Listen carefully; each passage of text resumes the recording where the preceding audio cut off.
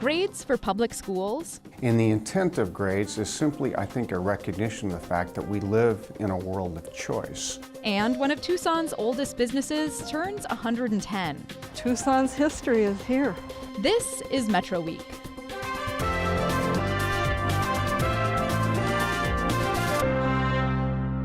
Hi, I'm Vanessa Barchfield. Welcome to the show. This week, we're delving into how the state rated public school performance and why some schools have complained. Then, a preview of this year's All Souls procession. That and much more after a look at the week's top stories from the Arizona Public Media Newsroom. A ban on single-use plastic bags in Bisbee will most likely become voluntary. The Bisbee City Council voted unanimously Monday to draft a new version of its ban ordinance that asks retailers to take part rather than mandate it. City Attorney Britt Hansen says the decision was made easier when one of Bisbee's largest retailers, Safeway Grocery Store, promised to continue offering paper bags instead of plastic. Last week, Arizona Attorney General Mark Brnovich announced that the plastic bag ban violates state law and unless change would result in the city losing its state shared funding. The new ordinance comes with a caveat that would allow the city of Bisbee to take the matter to court at a later date. A new transportation option for Tucsonans and tourists was installed in downtown this week. 36 bike share stations are under construction in downtown Tucson and one on the University of Arizona campus. Cost per ride is determined by hourly usage and the stations are self-service and powered by solar panels. The nearly $300,000 per year cost is funded with federal grants and sponsorships. Bikes will be available for use by the end of the year. Arizona Republicans don't know who they want to replace retiring Senator Jeff Flake. A new poll shows about 32% of Republican voters plan to cast a ballot for Kelly Ward. 29% say they won't vote for Ward, and nearly 34% say they're waiting to see who else gets into the race. For more on these stories, visit our website. Earlier this year, the State Board of Education rolled out a new rating system for public schools. The process hit a few bumps along the way. The state's public schools were graded very much like their students are, on a scale of A through F. It's the first time since 2014 that schools received ratings. Annual grades were put on hold when the state switched from the AIMS standardized test to AZ Merit. For elementary schools, grades are largely dependent on how students do on that AZ Merit test and whether their results improve from one year to the next. The standardized tests factor strongly into grades for high schools as well, but that's not all. One of the other big shifts was at the high school level. We moved away from simply looking at the test results to putting a very significant emphasis on college and career readiness, and including rewarding schools for moving students through a complete career pathway and for getting students to do all the things that you have to do to get ready to go to college. That, to me, is one of the most significant improvements made at the 9-12 level. Baker's a member of the State Board of Education and superintendent of the Vail Unified School District. He was instrumental in designing the new grading system. I asked him why schools need to be graded in the first place. To start with, the Arizona legislature requires that there be school grades. And the intent of grades is simply, I think, a recognition of the fact that we live in a world of choice. So it is appropriate to have some kind of accountability for all the different choices that parents have. Baker says another big difference between the previous grading system and the new one is that this one places a greater emphasis on growth rather than proficiency. What does that mean? Growth refers to the change in a student's performance from one year to the next. So, for example, a student may come into school being minimally proficient and a year later be proficient or highly proficient, so they have demonstrated growth. Whereas a student who came in being proficient and is a proficient a year later demonstrated thus a lower level of growth. The school grades are primarily for parents, policymakers, and school officials, and all of those constituencies use the grades in very different ways. For parents, it's just one indicator. And there are other rating systems for schools, and of course the best way to learn about a school is to go to the school, talk to the principal, talk to the teachers, and use your own good human judgment about your child. In terms of policymakers and school officials, there is a lot at stake with the grades, because schools who earn an A grade, as under current law, will receive additional revenue as an incentive or a reward for getting that high grade. Conversely, schools that are at the bottom end who earn an F face the possibility of either closure if they're a charter school, or possibly being restructured if they are a traditional public school. Could it be argued that lower performing schools actually need more of those funds and require more resources? There's no question that schools who serve students who live in poverty have a steeper hill to climb in terms of getting students to a high proficiency level. And that is part of the reason why the new system puts a higher level on growth than on proficiency. The thinking being, if a school is moving students up, they should be recognized and rewarded for that. The Board of Education sent schools their letter grades early last month. So how did schools do? Pima County schools came out slightly below the state average, with 13% getting A's, 26% B's, 28% C's, 12% D's, and 4% F's. Another 4% were not rated because of insufficient data, and 13% are already under appeal. When schools got their grades, many complained about the process. Some said the system was flawed because there was a problem grading schools that didn't fit into the K-8 or traditional high school configuration.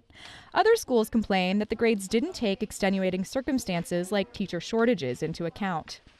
Once the numbers were all run and the grades were distributed, it was clear there were several issues that needed to be addressed. One, there appears to be some coding problems in terms of this complex computer system. There might be some data issues. And then there was also some concern over the very structure of the system, and could there be some adjustments perhaps that would make, for example, the system a little bit simpler and easier to understand. So now that we know what it looks like, we've actually taken it for a test drive, so to speak, hopefully we can go back and tune some of those issues, address some of those issues, and make the system better. It's more important to get it right than to get it done quickly. Schools had until this week to appeal their grades. Baker says the state board will review all of the appeals it receives. And primarily the appeals, the grounds is either a data issue or some kind of traumatic event that may have happened the day of the test. So for example, if the air conditioning system broke 10 minutes after the test started and kids had to sit in the heat, that would be a legitimate cause for an appeal. So you, of course, are both a member of the Arizona Board of Education and superintendent of the Vail School District. As just sort of from your perspective as a superintendent, do you have any concerns over how the process went? Fortunately, Vail did very well this year, as we have done in prior years in terms of grade, even with the higher emphasis on growth. My concern as a superintendent is that the system is so complex that it's hard for teachers and principals to understand it and to know exactly what they have to do in order to move up to a higher grade. So from my perspective, I would love for us to figure out a way to make the system a little bit more clear and a little bit more usable. Baker says tweaks to the grading system will be made in the coming months. This time of year, a lot of cultures pay tribute to the dead. And here in Tucson, many have been laid to rest in the city's largest burial grounds, the Evergreen Cemetery on Oracle. Founded 110 years ago, it's also one of the oldest businesses in the city. We went for a visit and discovered there's a lot of history there. Okay, this stone is for First Lieutenant Samuel Davis. He and his partner gave their names for the air base here, Davis-Monthan. And if you notice, this is when the flag was 48 states. So there are 48 stars on this stone. He was killed in a and he was on duty in an airplane, and Monthan, which is over in the other section, he was out trying out a plane for himself for personal, but they are both here. I'm Betty Cook, and I am an interpreter and a guide for the Arizona Historical Society. Have lived in Tucson for 30 years, 30 plus. Well, I was born and raised across from a cemetery, so I played there as a little girl. And when I was a young girl, on Sunday afternoons, sometimes if my family didn't have something we were going to do, we'd go for a ride. And we'd always end up at a cemetery, because that's when my dad told me about my ancestors. So it always was a fun place to go for me. It's never been, some people think they're gruesome. To me, it's his, and I look at this and I say, this is Tucson history here. And it's not just the people who are buried here that make this history so rich. It's also the story of the cemetery itself.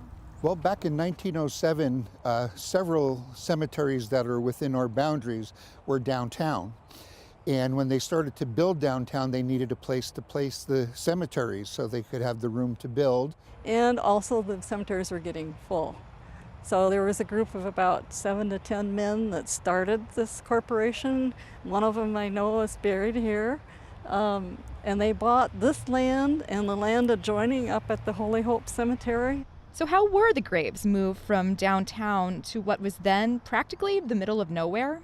I would imagine back in 1907, everything was by hand, and maybe horse and buggy, I don't know, to be honest, but that's what I would imagine. And it was probably quite a long trip, and there was nothing out here at that time.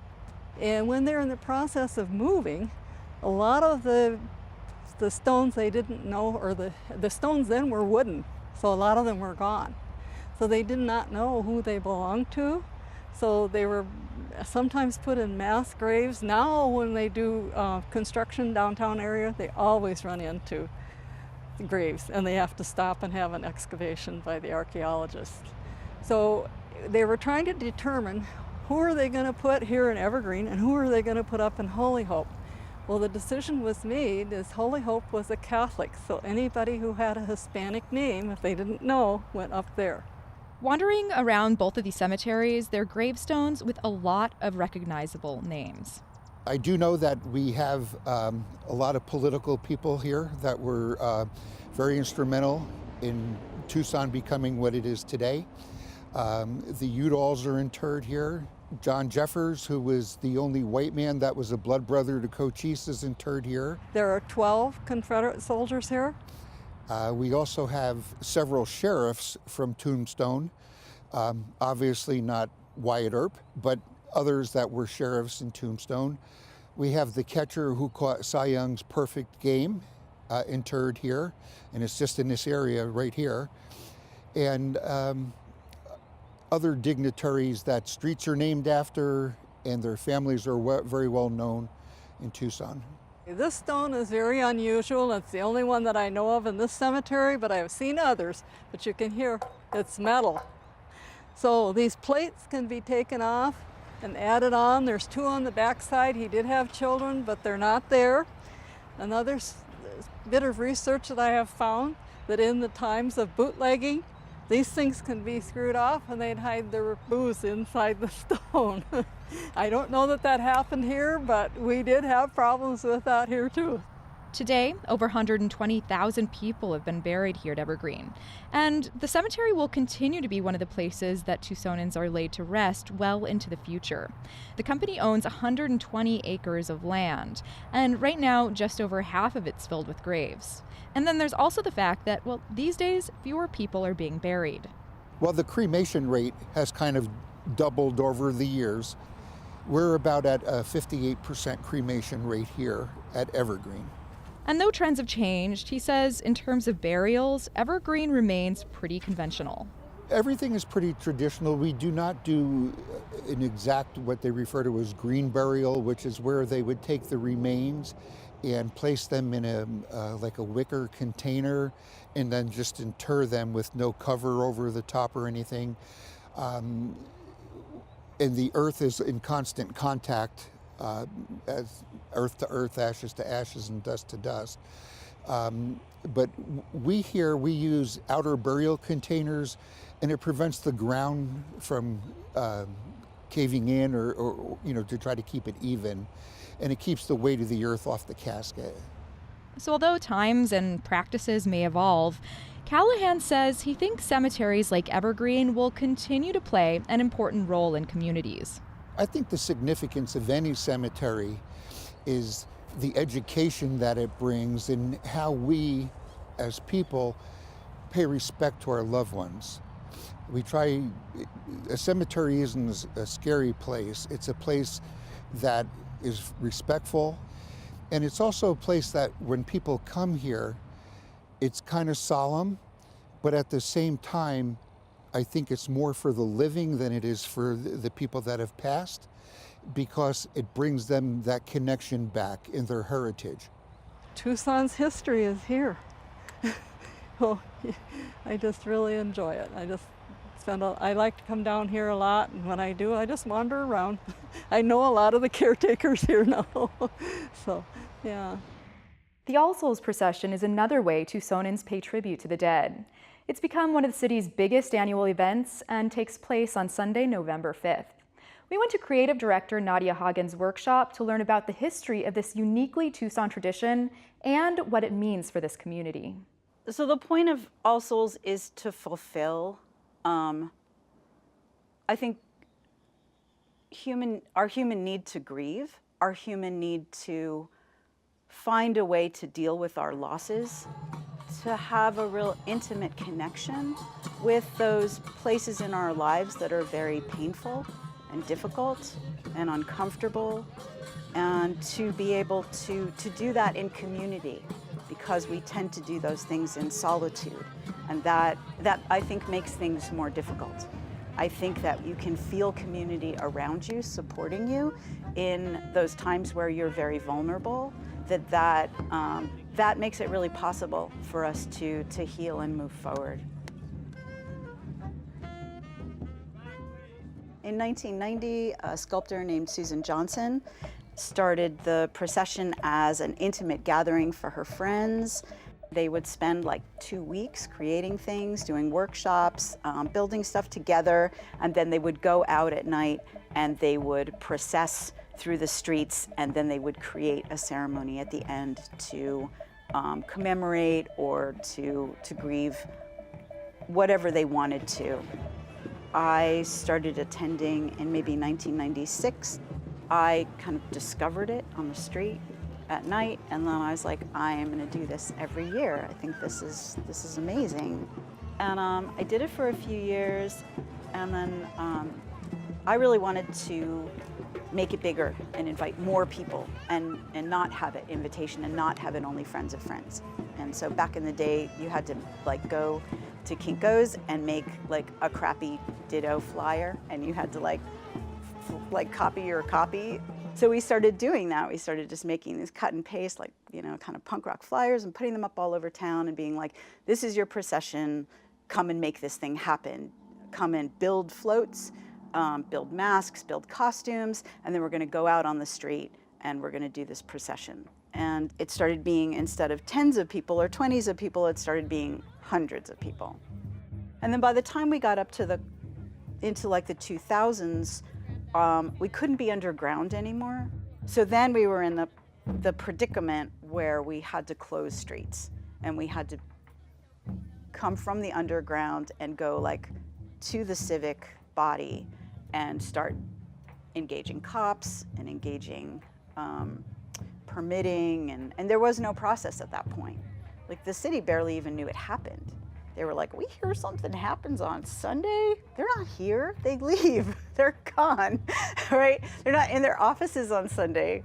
So there was this weird, mysterious thing that they heard it happened, and then I guess somebody confirmed that, yes, there were thousands of people out on the street. So how many people are you expecting at this year's? I'm just gonna say over 100,000. We've had some aerial photography, and then you do the thing where you try to like figure out how many people are within a square inch, and then you multiply that by how big the photo is. So 5 years ago, we were at 100,000. We'll begin on Grande. We'll close Grande right after Speedway. We'll go from Grande to West St. Mary's. We'll be on West St. Mary's for just a little bit, and then we'll jog down to Bonita. And then on Bonita, people will have a choice to either walk on Bonita itself or to take over and walk down on the Riverwalk all the way to the Cushing Street Bridge. I was walking along the river and it just really called to me. I was just really thought this would be beautiful. It would be beautiful. And then also living on the west side, it's very clear that this was the original artery of the city, that this was the original, the water is life, that this was originally what made it possible for people to be here and settle here. I just felt like that's where we needed to put our energy, that the energy of the procession would be better served walking in that place and that part of Tucson and connecting to the old roots of the city. A lot of people are viewing this as walking the ghost river.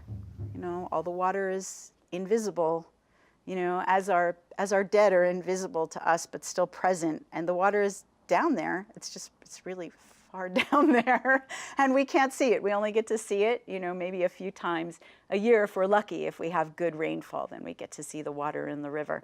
So I know that a lot of people are really connecting to that in how they, how they honor this year's procession. You can find more information about the procession's new route and parking on our website.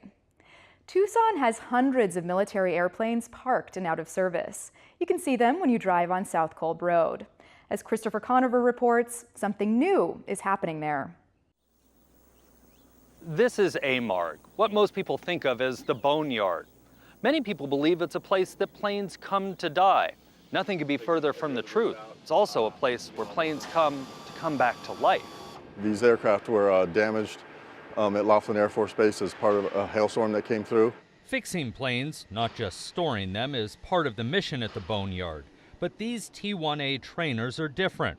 Sure, they're in the Air Force fleet, but civilians can buy them too. And government requirements say that any civilian aircraft, even those owned by the military, must have major work done at an FAA-certified shop. The problem? No place in the Air Force met that requirement until now. This is the first unit that has received FAA certification to be a maintenance repair station. So it's paving the way for potentially additional work. And that is a big deal, not just here, but for the Air Force as a whole. The same kind of work is done by contractors and civilian companies. And by us doing this work, sometimes it drives their prices down, and it offers to let them know there is competition for that kind of work, and we don't make a profit. So we can save the taxpayers money by being able to do this work over a contractor being able to do that work. When the Boneyard received its FAA certification, a civilian contractor dropped its price to do the work by nearly $20 million. Getting the FAA certification involved specific training, and there's more to making the repairs compliant with the FAA than just training.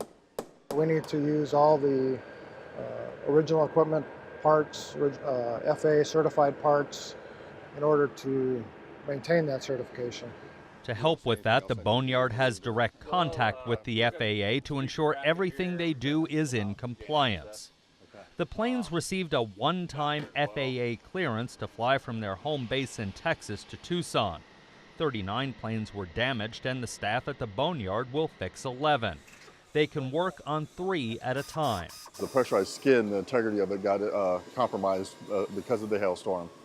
So what we're doing is we're replacing the skins of the pressurized fuselage of the aircraft so that we can return these aircraft back to their original OEM standards and return the aircraft to service back to the Laughlin team. That process will take anywhere from 80 to 100 hours per plane. Showing the value of the art of the possible and the efficiency by which we get these aircraft through this system, it opens the door for future work and different units that have commercial derivative aircraft that can see that we can do this kind of work will then be drawn in our direction to decide, hey, can you do this? And we can explore those additional options in the future. The T1A repair project will take about a year to complete. The Boneyard also recently hosted its annual 5K run, which has taken place since 2013. Here's a look back at the event when it was just 2 years old.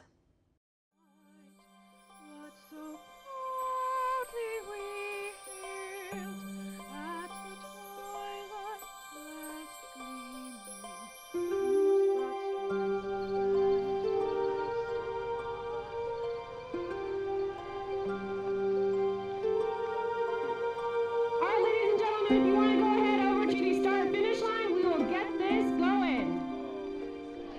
Both 10K and 5K will be starting the race together. Is everyone ready? On your mark, get set, go!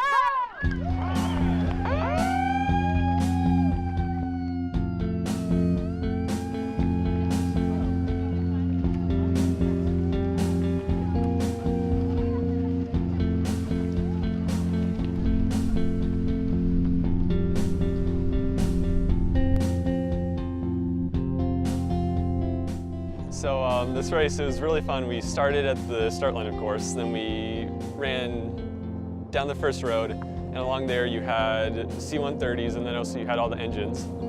Then we ran along their road that they call their Heritage Road, which has all the planes that they've had in the past in the Air Force. Then we just did the loop around. It was really fun. You're doing great, guys. Keep it up. As the commander, I'm responsible for the entire operation out here, an operation that contains 4,000 airplanes, 7,000 engines valued at $34 billion to make sure that we store them, preserve them, regenerate, reclaim parts, all for the Department of Defense and all federal agencies in the United States government. Usually when I do a race, it's either like on roads. I've never actually run through like a boneyard before like this. It's really cool. I finished first place. Yeah, I spent quite a bit of time just looking at the airplanes, especially on their Heritage Row. I just stopped about every other plane and took a picture really fast and kept on running. Several things can happen to an aircraft when it arrives, depending on what the future predicted use is. The first, we normally will store and preserve an airplane if we think we're going to use it for some other purpose. The two biggest purposes are to regenerate it. We'll take the airplane, we'll make it back to flyable status. We do that about 100 airplanes every year, return them back to flyable status, and most of those we sell to our allies so that they have military capabilities to support themselves and allies around the world. So the second major use is to reclaim parts. Those parts are used to keep aircraft around the world flying. So it's direct warfighter support, and it keeps the operation moving for the entire Department of Defense each and every day. My impressions were this was amazing. I really want to do it again. I should have done the 10K. Let's go, let's go! That's what I'm talking about. My husband is Trey Rawls. He's the Vice Wing Commander for the 355th Fighter Wing. When we're running through the Boneyard, I think part of it, what sticks out as you're running down the various aisleways is just the history, the years and years of history that you're running through, taking you back in time and going forward, and just how really cool and awesome that is to get to be a part of something like that. And imagine all the stories. I kept thinking, if these airplanes could talk, what stories could they tell? I wish they'd let me come out here and do this, in the middle of the week. And now, a reminder that Election Day is next Tuesday, November 7th. The deadline's passed already to submit ballots by mail. If you haven't posted yours yet, you should drop it off at election centers by 7 p.m. Tuesday. Those locations are listed on our website.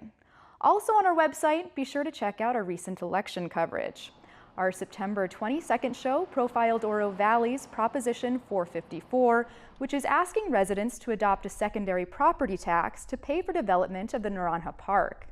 In the city of Tucson, there are 2 city council seats up for grabs. You can hear conversations with the candidates in our October 13th episode. And on October 20th, we profiled the propositions that Tucson voters are being asked to decide on. Propositions 202 and 203, which would raise the city sales tax by 1/8 cent on each dollar to pay for improvements at the Reed Park Zoo. Proposition 204 would institute a 1/2-cent sales tax in order to fund early childhood education. That's our show. Next week, tune in for a complete debrief of election results. Thanks so much for watching.